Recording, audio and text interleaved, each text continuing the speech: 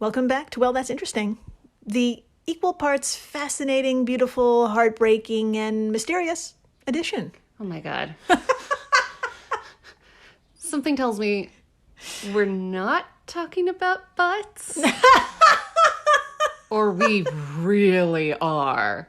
I don't know. I think a butt could be all of those things. Oh, yeah. Fascinating, beautiful, Yes. heartbreaking, Yes. for sure. Heartbreaking butts. Mysterious. Oh, God. Everyone's butt is mysterious. Yes. I don't even know. We've seen a How lot it of works. things. We've seen a lot of things in them, Yeah. out of them. Yeah. It's A lot- a black hole of mystery. It is. You don't know what's coming in or going out. Yeah. No, it's terribly, terribly true. You're Terribly right. true. But we're not talking about butts today. man. No, not at all. Today is episode 089, New Discovery into Child Sacrifices. God. Jill. Yeah. We're going there. Oh, yeah. We're going there. It was a matter of time. It was only a matter of time. I was waiting. I knew this day would come. And here it is. Yeah. I'm ready. Yeah. Okay, good. Everything we have done has prepared me Yeah. to reach this point. For child sacrifices. Yes. Yes. For Okay, child good. sacrifices. We've talked about butts enough so much that we're ready for the next step, which is time. naturally Child sacrifices. Yeah. Yep. It's time to go there. If this is your first time listening, welcome to the flock. Welcome. Dr. Riley here comes in cold and learns everything in real time, just like you. It's true. I really had no idea what we were going to talk about today. But now that I do, I'm a little bit nervous and weirdly excited. Yes. Not because I'm into child sacrifice, but because I know Jill Is? I was going to call you a great storyteller, Oh, okay. but if you are, I mean, we could talk about that off air, get you some help, everything. Thank you. No problem. I'm here for the you. great storyteller part. Thank you so much. But before we get into the whole child sacrifice thing, we need to take a moment and thank our newest monthly supporter, Scott. Fuck yes, Scott. Scott, this episode is all your fault. Thank you, Scott. Thank you, Scott. Thank you. for this dark episode. Scott with one T. Fuck yeah. Scott of Scott and Ellen. Who are Which- amazing people who Yes. I adore so They're much. fucking adorable. And if Scott and Ellen sounds familiar to some members of the flock, these good people sent us snoods a while back. They and really that was- did. We was magical. It was magical. We asked listeners to send us snoods, and they did it. Oh my God. What epic. heroes! What Epic. gems! Yes. And if you have no idea what we're talking about, have a listen to episode 066. Your Thanksgiving turkey was tamed in Mexico 1,500 years ago. Yep. And then have a listen to episode 070, The Skeletons Under Benjamin Franklin's Home. And you'll see what the fuck we're talking about with the snoods thing. Yes, you must listen. Two incredible, amazing episodes. Also, they're not what you think they are. They're not nudes. They are graphic, though. They're so graphic. And Wow, Nobody- lots of folds. yes, a lot of dangly parts. A lot of dangly parts. You'll never see it. And if any member of the flock would like to contribute monthly or even just give a little bit, just something once, there's a link in the show notes to our Venmo Tip Jar and a link to support monthly via Anchor. And we just, thank you so much to everyone. We thank you so much. This keeps us going. Yeah. And yeah, It's- we love knowing that y'all are out there. Yeah, it's one of many ways to show love for the show. Even rating, subscribing, telling your friends about the snoods and child sacrifices, which we'll get into. Tell everyone. So I guess we should begin. We absolutely Let's should. just do it. Yes, my friends, today we're going to focus on one part of the world and one previous archaeological discovery that continues to reveal the practices of an ancient people thanks to developing technology. Right. Using evil for good. Or evil. I was trying to make a cute joke about technology, but it went poorly. All right. So we get it. Yes. I totally got it. Excellent. Okay, so before we get into what's new, we got to start from the beginning. Amazing. We need to head on back to Prince's favorite year, 1999. Holy shit. Such a long time ago. Wow. I can't. Different time. Such a different time. Wow. It's 1999, and we're with Johann Reinhard, co-leader of the American-Argentine-Peruvian team of archaeologists. And we're with Johann and a bunch of folks in the blistering month of March, wandering the foothills of Mount Lulelaco. Oh, what a gorgeous word. Yeah, That's amazing. Say it with me now. Lulelaco. I feel like I should be singing it. Now, where in the world is all of this? Don't worry, I got you. Everyone, imagine South America. You got it. Okay, now point to the amazing snake-like country of Chile. Boom. Move your finger north until you nearly hit the top, and there, sharing a border with Argentina, is Mount Lulelaco. Mount Lulelaco. I had to say it one more time. Yes. I'm going to end up saying it probably too many times, so Yeah, I apologize. Take a shot every time. It does sound like it should be said twice, like once and then with a whisper right behind Yeah. it. Lulelaco. Some fun facts about this mountain. It is a now dormant volcano. Or is it? No. Okay, here's the thing. Yeah. Sidebar. Every time Jill says a volcano is dormant, it's not. It's not. Yeah. It explodes and Yeah. it ruins people's houses. It's my fault. I'm It's so sorry. It fucks shit up. And it's a lie. There's no such thing as a dormant volcano. I don't care what scientists say. They keep fucking blowing up. Okay, I'm done. Thanks.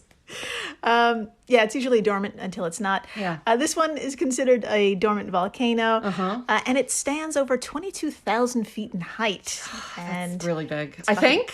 Yeah. It's big. Okay. 22,000 feet is she's big. Sometimes you see these numbers and you're like, that sounds big, and then it'll be like, yeah, that's big. really close for a planet or something. That is very close for a planet. Yeah. That's bad news if that's happening. So she's 22,000 feet in height and sits among the other mountains making up the Andes. Lulelaco is in the Atacama Desert, the driest non-polar desert on Earth, and that dry part is very important. Put a pin in that. Will do. Okay, now, Johann and the crew spent a month exploring the lower peaks, getting acclimated to the low oxygen levels, and searching through volcanic rock for any sign of human disturbance, specifically those made by the Inca. Ah, cool. Yes. Now, the Inca, whose empire, by the way, covered a huge swath of South America, from Colombia down to central Chile, it was 2,500 miles long. Wow, that's... 2,500 miles. I know that's big. That I've is driven big. a car, so I am aware of this spatial Yeah, distance. It's just a smidge less than the length of the United States. Oh my God. Yeah. What an empire. Yeah. What an empire. Well done. Well done. And as that month passed, Johann's crew was empty-handed. Yeah. They found nothing. They realized if they were going to find anything, they were going to have to climb higher. It's incredible. Yeah. And as such, the last days of their travels were pretty fucking brutal. According to the Washington Post, quote, the Discovery team braved 3 days of driving snow and 70-mile-per-hour winds at the world's highest archaeological site. End quote. Sometimes I think I like my job, but then I hear about these people who not drive. They went to this place that's really fucking rough. So rough. For their jobs. Because they love their jobs. So much. They love digging stuff up so much and traveling to weird places. I can barely travel from the bedroom to the room where the computer is. People can barely go to the office anymore. I'm not going to the office. No. I can't go to the office to save my life. I can barely go to the bathroom. No, And I'm babe. young. I'm trying to say I'm lazy. But these people are not. 70-mile-per-hour winds. Jesus. I can't. that's Uphill, literally. No. Just pass. So, Dr. Marissa, please tell us, did it pay off What did they see? Oh my God, I would love to talk about it. And I also really hope it paid off. Okay. From Kathy Sawyer of the Washington Post, quote, after a fruitless week at the summit, Reinhardt said, I was about to give up, but they kept following the trail of, in quotes, fill dirt that indicated human activity. Finally, they spotted a small figure of a llama carved from a rare type of seashell. Okay, I got this. Got it. I got this. That was their first clue to the burial site located on a promontory of rock. End quote. Two questions. Okay. One question. Yes. What is promontory? Is this a phrase that everyone knows? No, absolutely not. Okay. I did not know it. Okay. Tell me. Okay. Yeah, well, what's your second question, though? That was the only one. Okay. Okay. 1, what's promontory? 2, what's promontory? Yeah, well, first, my friends, they found a burial site. Yeah. And that fucking promontory, what does that mean? I got you, don't worry. It's a point of high land that juts out over a large body of water. It's just, you're looking off a cliff. Kind of like a natural diving board. There you go. That's right. A very fancy diving board. A very fancy diving board. Very fancy like and dangerous. Yes. And dangerous, yes. So this place has spectacular views and turned out to be really important, to say the least. Amazing. It's a very specific spot where the team found, quote, a burial platform which lay under 5 feet of rock and earth. Oh my God. At one point, we had to lower one of our workers into the pit by his ankles so he could pull out the mummy with his hands. Oh my God. End quote. Jeez. Reinhardt said to the Washington Post. I'm just so impressed.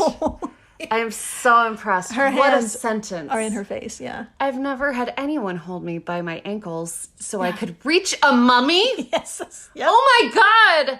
They did this at work. At work. Were they getting paid for this? Oh, God, I hope so. Oh, my God. If they were doing this for funsies, bless them. No funsies. It's amazing. Now, before we get into the not 1, but 3 people found in this burial mound, Oh, my God. Dr. Marissa, would you like to see what it looked like before excavation? Yes, please. Okay, so this is the top of Mount Lulelako. Okay. Oh, all right. Okay. It looks dry. It looks very dry. It looks like you should bring some lotion to Lulelako.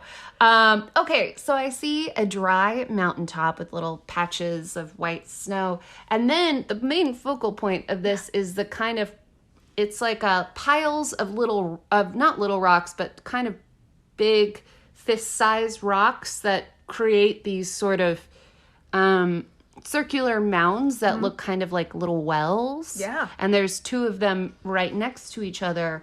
And I'm guessing those are where the mummies are. That is where the mummies are. That is where the guy had to be lowered in head first. Oh, God. Oh, my God. You really got to trust your coworkers with that one. So, yes, my friends, in those chamber-like structures were the frozen remains of 2 girls and a boy. Oh, my God. And I thought, Dr. Marissa, we could read from the wonderful Washington Post article called Mummies of Inca Children Unearthed to get more of a thorough visual of what's going on here. Nothing would make me happier. Take it away. All right, let's do it. Quote, the 500-year-old children appear to be the best preserved Inca mummies ever found and are in better condition than most, if not all, mummies from any period, according to Johann Reinhardt.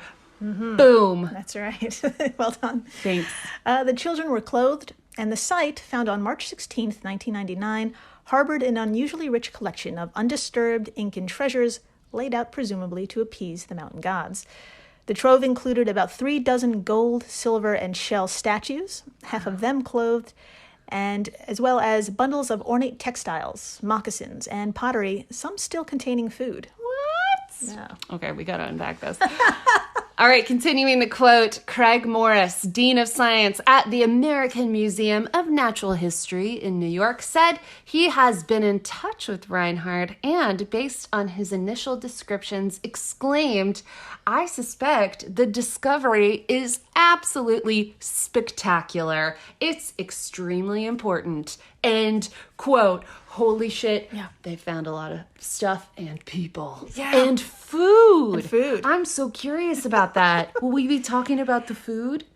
No. I'm sorry. Okay. I'm so sorry about the food part. It's okay. I'm going to give There this... was 3 children, you know? I know. That's kind of the main focus. Do you like how they're like, we found these dead people and all these treasures? And I'm like, was it beans and rice? Was it like some chicken? I don't know. I totally get that. I really want to know. I'm kind of angry I didn't look into it. No, it's okay. It's never too late. Let's just assume it was awesome. Probably was. Probably. I'm really curious. Yeah. So, my friends, it would turn out that this discovery back in 1999 would still be making headlines and filling in the gaps of human history to this day. But before we get into all that, again, let's get an even better visual of how well these children were preserved. Yes. Okay, Dr. Marissa, I have a blurry-ass photo here of Johan kneeling next to 2 of them, but their clothes are so vibrant, it doesn't really matter that it's not completely in focus. So what do you see here in this photo? And of course, all photos we talk about today will be on our social media stuff, so please come on by and take a look at this kids. Oh my God. Yeah. Yes, join me. Okay, so yes, it's a blurry photo, but it's that doesn't make it any less kind of crazy.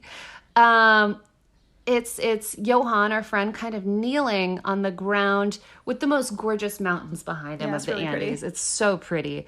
And right next to him are these, like, they don't really look so much like, they kind of look like little balls, like if kids were like kind of sitting almost in fetal with like their knees tucked up into themselves. And I can't really see their faces, but I can see they're wearing these sort of gorgeous like red and black sort of outfits, like blankety outfits. And you could tell there are heads, but I can't really see faces. Yeah. And I can see some sort of ornate little items right in front of them, maybe like little shoes. This is incredible. Yeah. It's a very powerful image. It's very powerful, and it's very like, I'm very taken aback. Yeah. So just by judging by their size, I think you can tell that they were really young. Yeah. But I know what you're thinking. Who were they? What happened? And when? Yes. And, back in 1999, researchers could do some basic sleuthing. It was most likely this was a religious ritual which took place around the year 1500. And the largest and oldest person was a girl between the ages of 13 and 15. And she was dubbed by researchers La Dancella. La Dancella. Ooh. Now, she wore a dress and her hair was elaborately braided. On her head was a feather-adorned headdress, which retained its original white color. Oh my God. She was sitting cross-legged, and honestly, you can see every single feature of her face. This is the part I was waiting for because I know you said they were well preserved, so I'm like so curious about that aspect of it. Yeah. I do have a photo. Yes. Yeah. I mean, the photo says it all, so please come on by and take a look at La Dancella. Oh my God. This is her. Oh my God. Wow. I mean, yeah. It looks like a live person. I'm not gonna lie. It's haunting. This is wild. So it looks like a little girl, cross-legged, so like crisscross applesauce. And she's kind of leaned against, like, as if you were against a wall, kind of curled in on yourself a little bit. And it looks like a little girl, and her skin looks totally normal, and her eyes are closed. And she's wearing this sort of like tan colored dress. And I think it's made out of some sort of animal skin, like it looks like suede or something. And then she's got this gorgeous, like, sort of silver and red belt. And she's wearing a little cape made out of some sort of cloth. And then the braids in her hair. Yeah. Meticulous. are very specific. It's not like maybe like a classic cornrow you'd see. It's these teeny tiny braids that just come straight from the scalp. They're not like French braided back on our head. They're just straight down. Yeah. And there's so many of them. It almost looks like it's just her hair. Yeah, her entire scalp has been braided elaborately. Something like that must have taken hours. Yeah. Hours. So much thought was put into this. I'm impressed and like haunted. Yeah. Yeah. It does look like she just fell asleep. Yeah. It's oh my God. Wild. This region is so dry and cold that skin, organs, and hair all survived. Put a pin in that. Oh my God. Yeah, that's going to be important at the second half of the show. And as you can tell from this photo, if any member of the flock took a peek, it looks like she passed away in her sleep, and as did the others. So put a pin in that too. Interesting. Her position and pristine condition suggest, quote, La Dancella was an acel. I can't say it. A-C-L-L-A. Asla? Asla. A-C-L-L-A. Well, it translates into Sun Virgin. She was, and these people are chosen and sanctified at around the age of 10 to live with other girls and women who would become royal wives, priestesses, and sacrifices. Their sacrifice in the Inca society was intended to ensure health, rich harvests, and favorable weather. End quote. From the wiki. So wild. It's just so interesting to think about, like, something that seems so scary to us was obviously so important in their culture. Yeah, this was years in the making. Years. Yeah. Oh my God. So like, I wonder if she felt like a big, like, if this was like a privileged position. Yeah. Like, God, I'm so lucky to be this person. It's possible. Or maybe she was fucking scared. Yeah. Shitless. Who knows? These are great questions, and there are theories in the second half of the show. Really? As to how they may have been feeling and what was done about that feeling. Oh, my God. Yeah. Well, let's move on to the boy. They dubbed him El Nino. I've heard that word before. El Nino. Now, his body faced much different treatment. He was about 7 years old and had been tightly wrapped in a red and brown blanket, so much so tight that his ribs and pelvis were dislocated. Oh my God. Yeah. And his hair showed signs of nits or little parasites. So he didn't get the treatment. Nice treatment that she did. Okay. Exactly. He was found lying in a fetal position, wearing a gray tunic, a silver bracelet, and leather shoes, and surrounded by small objects, some of them sculptures of finely dressed men herding caravans of llamas. Wow. This is so specific. Very, very specific.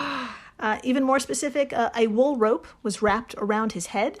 And it turns out these ropes were actually slings, and they were used by men during a specific ritual used to propel stones into lagoons.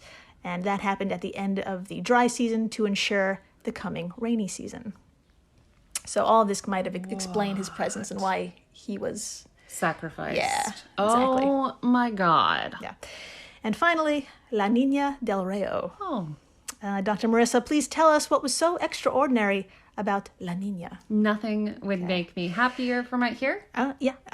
Sorry. Yep. Please tell us the first of the new discoveries made thanks to technological advancements such as photogrammetry and 3D modeling, both of which were used so no invasive procedures were needed. Excellent.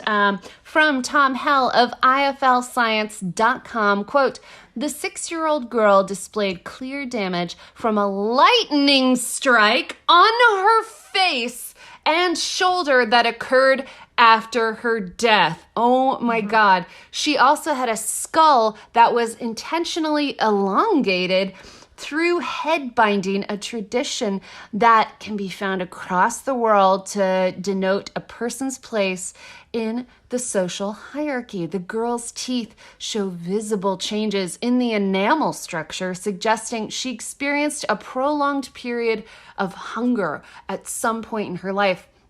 Alternatively, it could hint that a child experienced extreme stress as a toddler. Quote, I suppose it was then that the girl was taken away from her parents and brought to Cuzco, the capital of the Inca Empire, where the girl was being prepared for 3 years to be sacrificed at the top of the volcano, added Dagmara Soka, a bioarchaeologist from the Center of Andean Studies at the University of Warsaw. End quote. Okay, oh my God. I know. That's a lot in this one. Quickly summarize.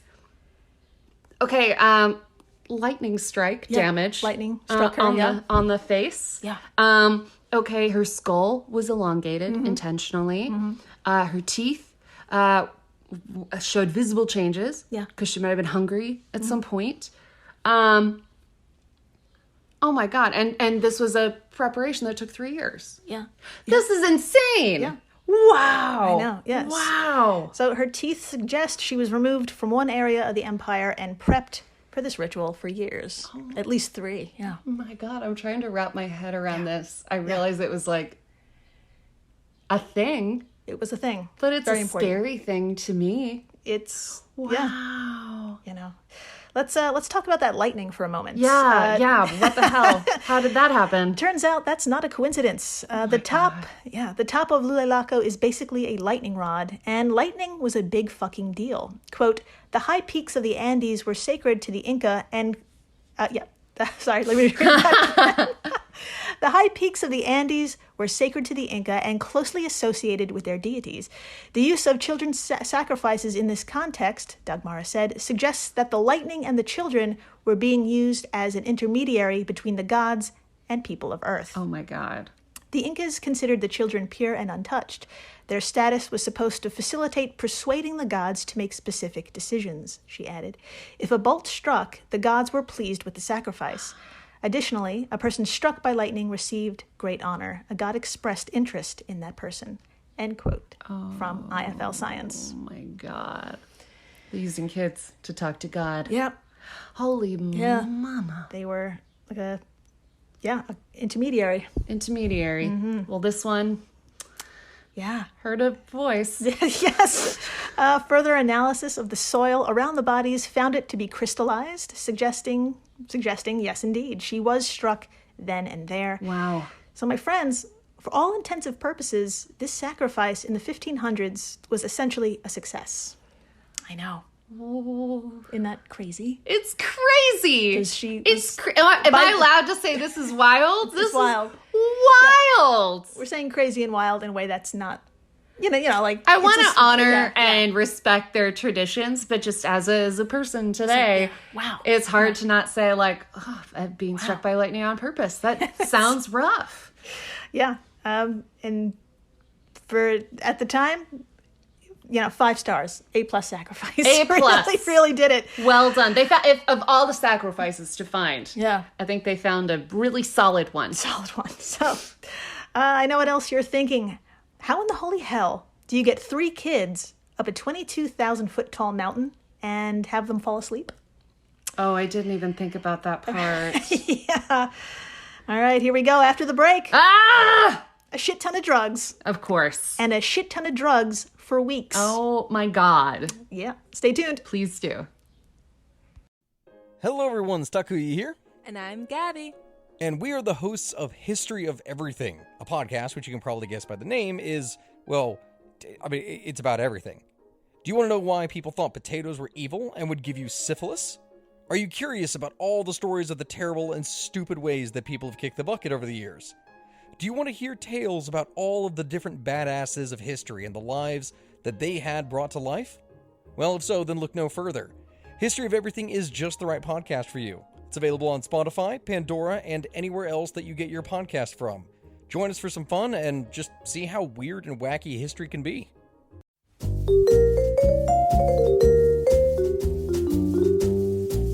Have you ever wondered what really happened to Amelia Earhart or the lost colony of Roanoke? Do you ever find yourself scouring the internet for vicious Victorians and their murders by gaslight?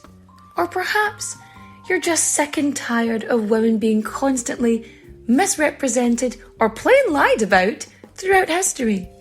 If so, join me, Katie Charlwood, history harlot and reader of books, on Who Did What Now, the history podcast that's not your history class. Part of the Airwave Media Network. Available on Apple Podcasts, Spotify, or wherever you listen to podcasts. Adios, au revoir, auf Wiedersehen, my friends. Bye-bye.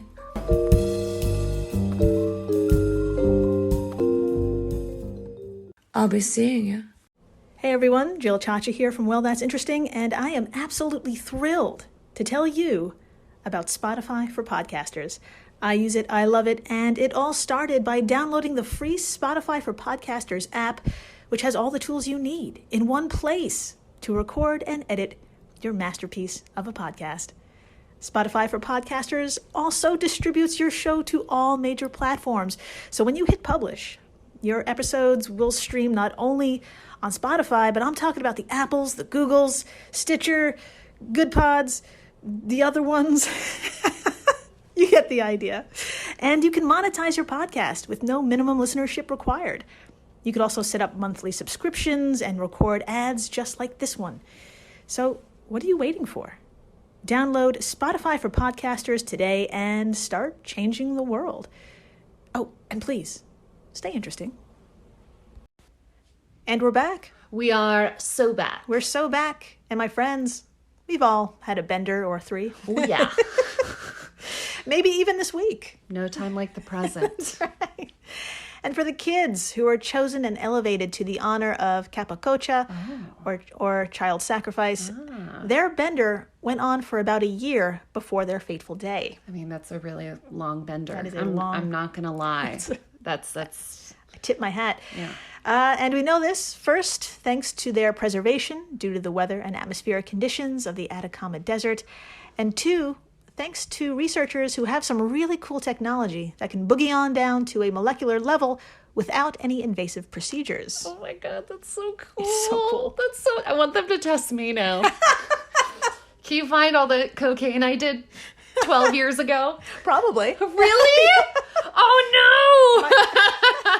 Might be in your teeth. Oh no! But also amazing. That's so cool. All right, well, let's get into this. In the study, ritual drug use during Inca human sacrifices on Amapo Mountain, Peru, a toxicological analysis was performed. Nailed it. Just wanted to savor that for a minute. That test was performed. Not saying it again. That analysis was performed, including minute hair and nail samples, and the results found, drumroll please, coca alkaloids and metabolites of cocaine, mescaline, tryptamine, harmaline, and harmine were super present in the youngest two. So I've done a couple drugs in my time. But they did more. Yeah. They did a lot. Metabolites. Cocaine and mescaline? Yeah, and tryptamine. I don't even know what tryptamine is. Is that the thing that you get from turkeys? A little bit. Is it really? Well, I think It's the thing that makes you tired? I looked into harmaline and harmine. Well, let's get into it. Okay. Let's not get ahead of ourselves. So now, being that hair and nails revealed all this means that those drugs were taken weeks before death. Oh my God. And you're probably wondering what the fuck harmaline and harmine are. Yes, I am. Luckily, we have a doctor in the room, Dr. Marissa. Please take it away. I would absolutely love talking about drugs. Okay, as reported by Benjamin Taub of IFL Science, quote, the researchers also found traces of the alkaloids, harmine and harmaline in both children. Speculating on the source of these chemicals, the authors explain that, quote, the only possible source of harmine and harmaline in the Andean region is Banisteriopsis caapi, referring to the jungle vine from which the psychedelic brew ayahuasca is made, end quote. So it's kind of like in the family of ayahuasca. Yes, exactly. So it's just more hallucinogenic shit. That's right. On top of mescaline and cocaine. That's right. And there was another one. The tryptophan. tryptophan. Tryptamine. Tryptamine. You guys. Yeah. These kids. Yeah, that's right. These poor babies. They saw too much. They saw a lot. Yeah, that's right. These 6 to 7 year olds were high on cocaine and ayahuasca, probably for at least a month, and I say good for them. Oh, good for them. I don't know. Wow. Now, if this seems like a crazy-ass combo, It does. the researchers noted, quote, in modern medicine, the properties of harmine led to the use of ayahuasca in the treatment of depression. Oh. The Incas may have consciously used the antidepressant properties of Banisteriopsis caapi to reduce the anxiety and depressive states of the victims. Yeah. End quote. Yeah, if that's their Lexapro, There you go. that's fine. Exactly. It's tough for kids, though. 6 That's years old. tough. I don't know. know any 6-year-olds on Lexapro. I don't know any 6-year-olds. So I can't really speak to how they're feeling these days. But Probably shitty. if I know I was going to be sacrificed, it's really hard to not Just give them the drugs. just give them the drugs. Take them all. Take them all. There you go. Yeah. Do all the things. Enjoy. So, what about the eldest girl, the 13-year-old, possibly 15 years old? Yeah, did she get cocaine? That's a yes, and more. Timothy Taylor of the University of Bradford, UK, used mass spectrometry to analyze her hair and performed various CT scans of her mouth and skull. Okay. According to his study published back in Ye Olde 2013, and Wow. in the journal Proceedings of the National Academy of Sciences, well, this girl basically said, hold my beer. Oh, Literally. no. Yes. Oh my God. Yeah. The researchers looked for byproducts of the metabolized coca and alcohol, looked for byproducts of metabolized coca and alcohol. Okay. And, quote, the eldest took much more of both substances than the younger children. Oh my God. Yeah. The levels of metabolites in her hair, for instance, increased about a year before her death and then shot up to very high levels about a month and a half before she died. Her hair recorded the highest level of coca ever found in an Andean archaeological remains, said John Verano, a biological anthropologist at Tulane University in New Orleans, end quote. And that was from nature.com. So she was flying high. Yeah, she was on a lot of coca leaves, beer, alcohol. That's so scary. Yeah. I didn't start doing drugs and stuff until I was 17. And even at that age, as cool as I tried to look, I was like, I'm not old enough for this. I'm not old enough for this. I don't think anyone is. Yeah. But it's it's wild. I can't imagine how that would have felt. I totally get it though. But maybe it was totally normal. And also maybe their versions of it were less strong. But something tells me they weren't. Something tells me they were very strong. Mainline it. Just keep it going. God, oh my totally God. fine. Yeah, so the highest levels of coca ever found in any archaeological remains were in this girl. Sorry I screwed up the quote in the beginning. Fine. Anyway, okay, so not only did her hair reveal this, also her CT scans. Dr. Marissa, I have a scan right here, and I would love for you just to take a gander. Tell me what you see. Okay. In this CT scan. Okay. Oh my God. This is a very, I never thought I'd say this. This is a scary CT scan. First of all, it's a skull. If you're skull is looking straight at you, that's kind of what I'm seeing. It's green. I don't know if that means anything. And I would say the top half of the skull in a diagonal is missing. So kind of if you were to draw a diagonal point across your forehead, and then everything beyond that is gone. And then in the mouth area, there's this, towards the right side, there's this big green blotch. I don't know what that is. And then in the middle, there's this big orange blotch. There you go. And the nose looks a little wonky. I'm not going to lie. It looks a little warped. She was a gorgeous girl. But the skull looks like something happened there.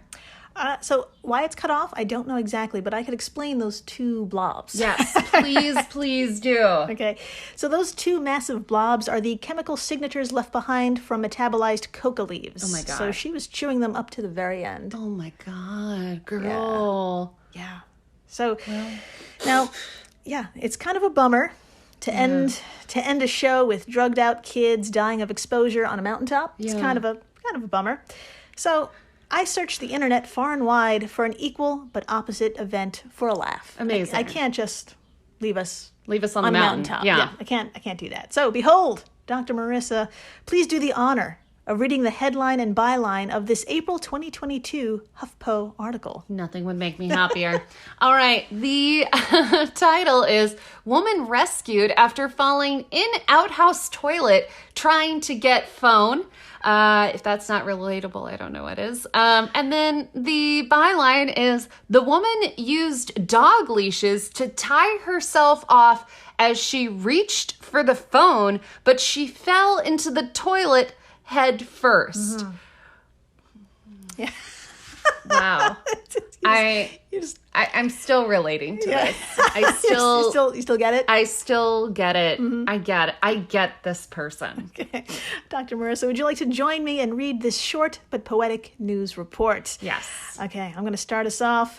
Quote, Quilcene, Washington. A woman who accidentally dropped her cell phone into the hole of an outhouse in a national forest and fell in while trying to retrieve it had to be rescued by firefighters in Washington state. So embarrassing. Okay. Brennan Fire Department Chief Tim Manley said the woman, who was at the top of Mount Walker in the Olympic National Forest northwest of Seattle, had been using her phone when it fell into the toilet on a Tuesday, the Kitsap Sun reported. Manley said she disassembled the toilet seat and used dog leashes to try and get the phone. She eventually used the leashes to tie herself off as she reached for it. That effort failed and she fell into the toilet head first. Oh my God. Yeah. They didn't work very well and she went in, Manley said. The woman was alone and tried to get out for 10 to 15 minutes. Oh my God. She was finally reunited with her phone and then called 911. That is the funniest thing. Continuing the quote, the Brennan Fire Department said the woman was uninjured. She was washed down and was strongly encouraged to seek medical attention after being exposed to human waste. But she only wanted to leave. The department said, I've been doing this for 40 years and that was a first, Manley said, end quote. I get it. I can't tell you how many times I've fallen or gotten a stain on my pants or thrown up somewhere in public and everyone's like, can we help you? Can we take you to Gina, a friend? And I'm like, no. Everyone did leave me alone. I'm fine. I'm just going to go home. Everyone leave me alone. She was hosed down and she just left. She just left. I get it. I forgot her name, but girl, I get it. I get it. Yeah. I would have done the same. I love that she found her phone and called 911. That is the greatest thing. That is the greatest thing. She had to be rescued. I'm glad it still worked. Yeah, she's lucky. I have dropped a phone in a toilet and it did not work. You know, and I was like meeting up with someone afterwards and I was like, I don't know where to go. I don't know how to tell them. I gotta say, that's like a cruel fucking irony that your phone works in that horribly embarrassing situation where you drop it in an outhouse. I would have wanted to die. Yes, I think that's when it works. I think death would have sounded a little bit better. I'd be like, you know what? I'll just dig myself out, and if I die along the way, that's fine. Yeah. But yeah, if your phone works, you have no choice but to save yourself. You gotta work. You gotta do it now. And you're just. Oh my God. So that's the only way I could have ended this episode. Do you think she did it say her name? Did it identify her? No. Do you think she never told anyone? Do you think she went home and didn't tell anyone? Do you think she has this as like her deep dark secret? And she if this was you, please DM us. DM us. We will not judge you. We want to love you. We love you so much. Yeah. We love will you. Listen. We totally understand, and you know. Your secret is safe with us unless you're comfortable with coming on the show and talking about your experience. Yes. Then please do. Yeah. Very interesting. Yeah. And thank you for listening, rating, subscribing, telling your friends. Have you ever gotten stuck headfirst somewhere? Tell us. Or butt first. Or have you lost your phone in a very interesting place? Yes. Tell us about it. Please tell us. And let us know if you could share that too, because you're not alone. Yeah. Just like this lady, she's not alone. She's not. Even though she was the first person ever rescued here. So that's great. What a hero. Oh, man. And please, stay interesting. Please do.